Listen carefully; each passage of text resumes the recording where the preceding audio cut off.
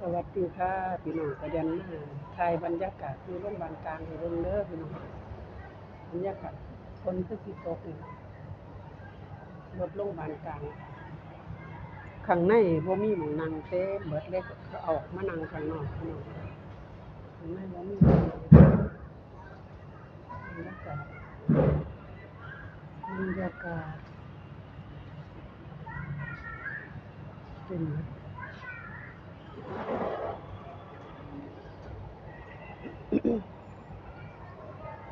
เดี๋ยวมานั่งหม้องนี้ใครอยู่มีลมแหน่อยู่เนาะพี่น้อง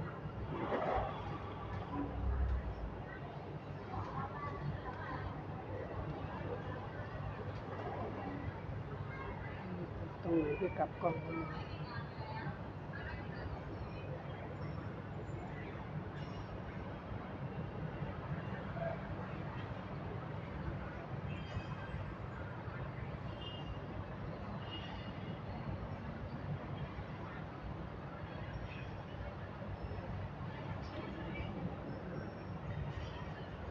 บรรยากาศในโรงพยาบาลนั่งรอตรวจ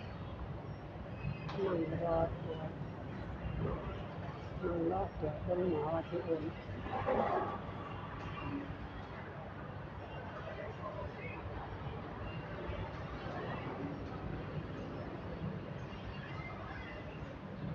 ข้างในก็แอร์เย็นๆแต่บ่มีหม้องนั่งคนไข้เต็มเบิดพี่น้องคนไข้เต็มหมด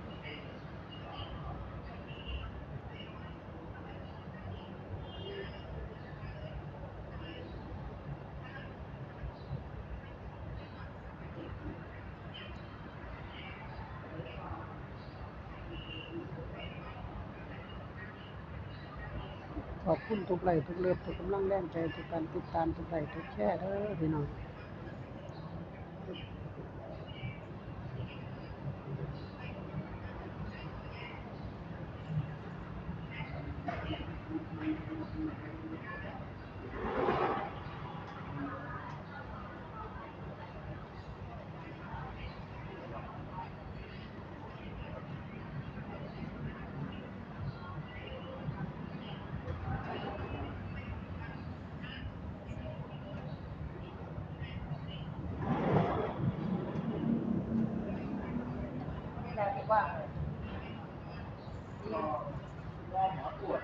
ยังไม่ได้ตรวจ